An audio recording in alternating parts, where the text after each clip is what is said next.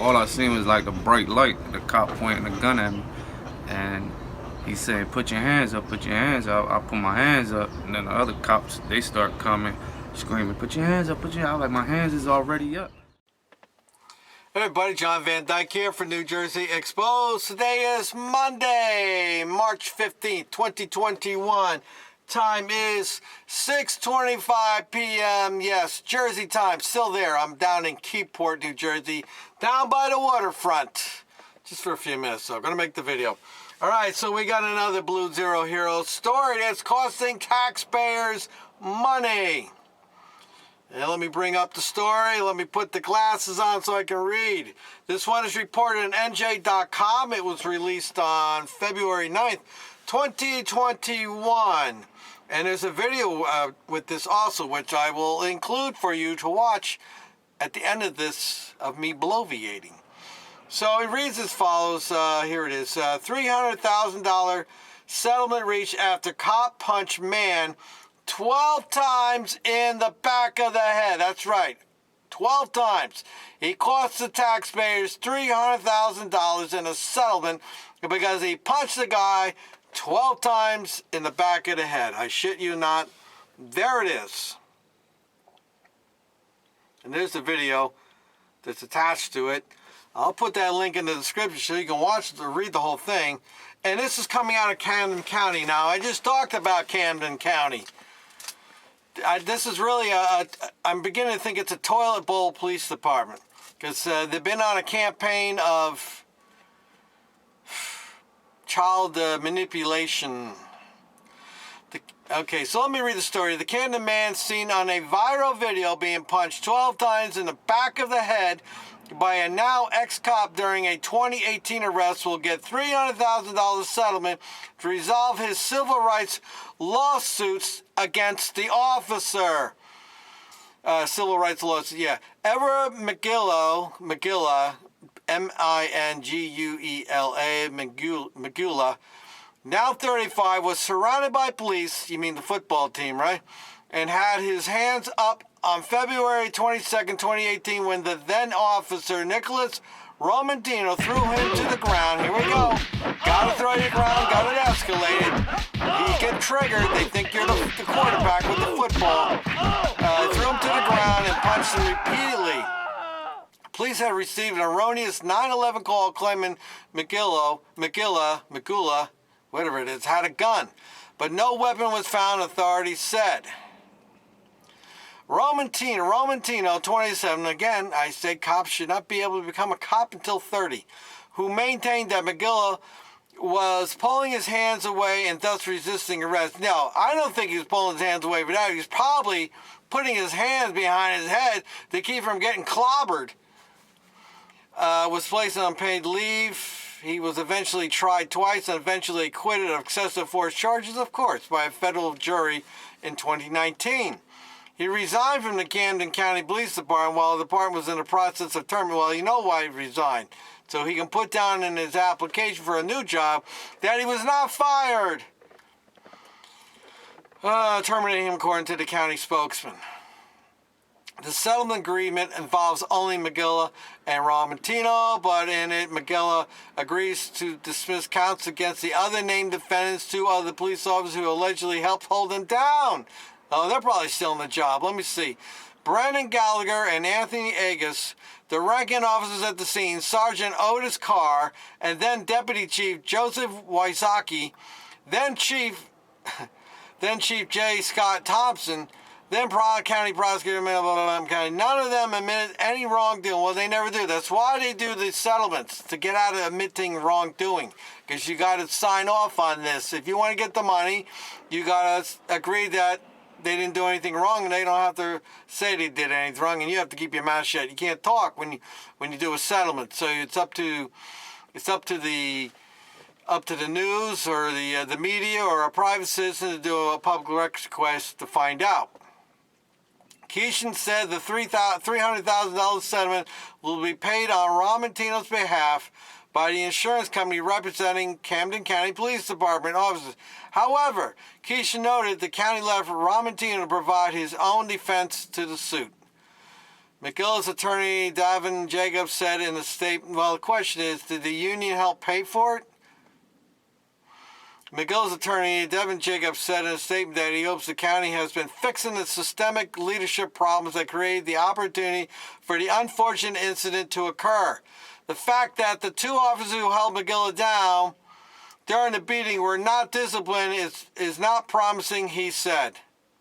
Keisha noted that the county has never provided or paid for a defense of an officer in question and originally sent the incident to be reviewed for criminal intent to multiple law enforcement agencies, including the U.S. attorney who tried the officer twice in federal court.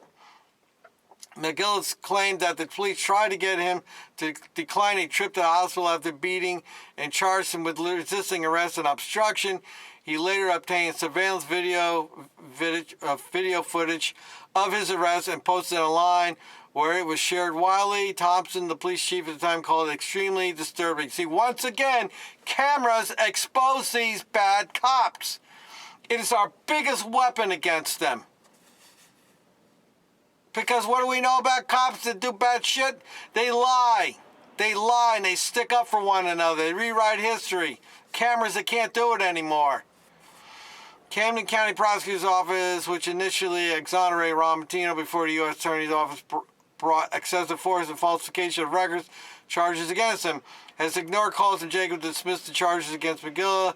There are active warrants for McGill's arrest in the case after he missed his last court date in 2018. Records show. Now that the civil case is resolved, I expect that the frivolous criminal charges that were filed on former Officer Ron Martino's misrepresentation will be dismissed, Jacob said.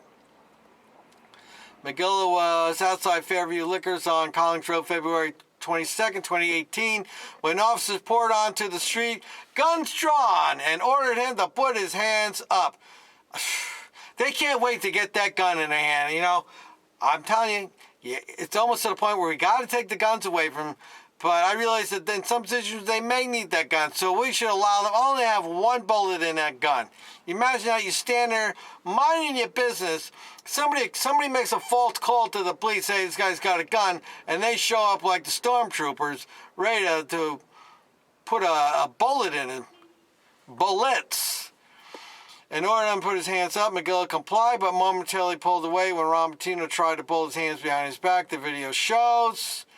After taking McGill to the ground, see again, they got to throw you to the ground. This is standard operating procedure. Throw him to the ground. The football team piles on top of you. Start punching the crap out of the guy to the point where, you're hurting so bad, you're trying to protect yourself, and now you're resisting arrest. It's a no-win-win situation for you when these thugs, these bad cops show up on the scene.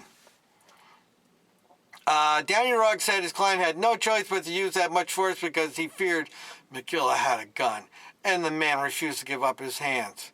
Isn't that what the pepper spray is for?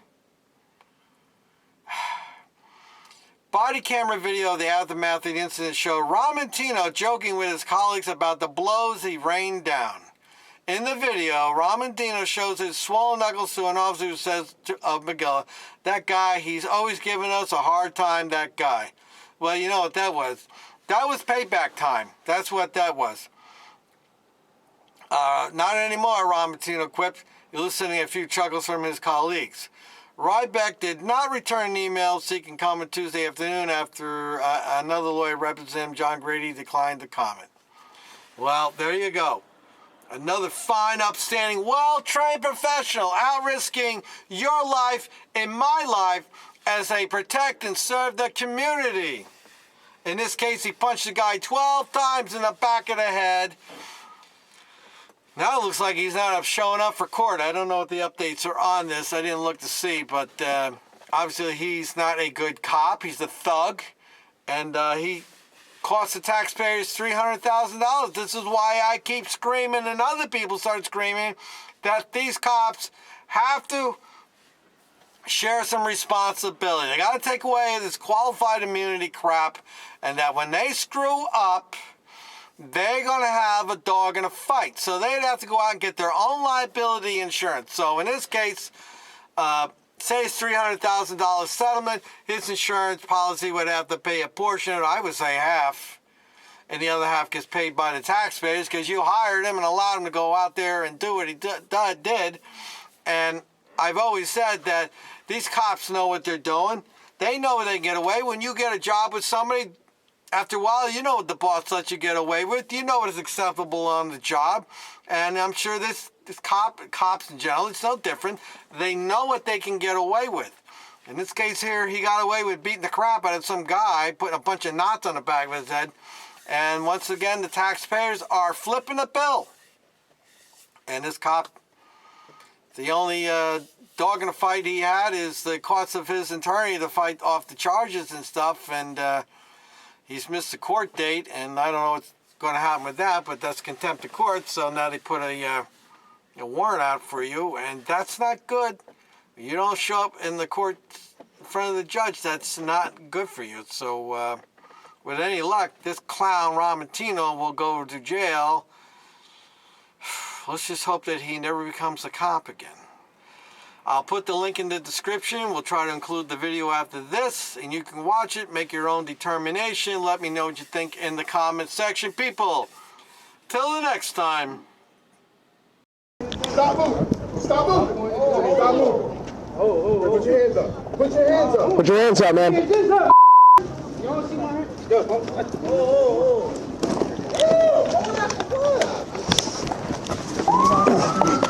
Put your fucking hand behind your back. I'm touching you. Put your hands behind your back! Put your hand behind your back. Put your hand behind your back. Put your hand behind your back. Hey, stop it, stop it.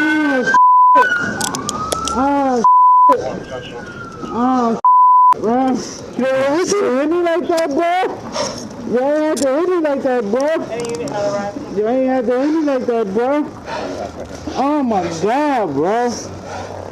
Oh my God, bro. Bro.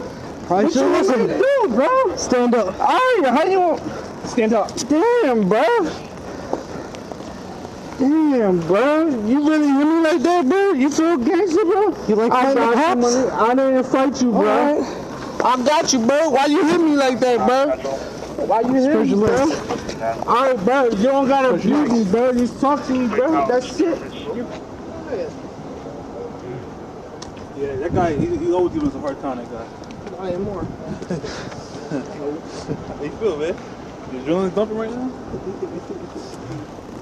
We should press and get to the hospital after that. Okay, we'll go meet Sanchez at the house. All I seen was like a bright light, the cop pointing a gun at me, and he said, "Put your hands up, put your hands up." I put my hands up, and then the other cops, they start coming, screaming, "Put your hands up, put your hands up." I was like, my hands is already up. And then I guess that's when the cop came close to me. He holstered one of the cops holstered a pistol, and then they still screaming, "Put your hands up." I was like, my hands is up. And then that's when he grabbed me, and just grabbed me by my neck and threw me on the floor, and then started to punch me in the head. And the whole time he's screaming, "Stop resisting, stop resisting." And I wasn't even resisting. You could see my hand was in front of my head. I was trying to block it while the other cop had his knee right here on this arm. He just kept hitting me, kept hitting me. And they took me to the hospital. They gave me 2 tickets and told me to go about my business. You know, a lot of my brothers are dead or gone, but they've been hanging on the block a little too long. What can I say? I hope they live to see a brighter day. And the ones that are doing fine, God bless you, 'cause you're doing fine. At the end of the day, don't forget about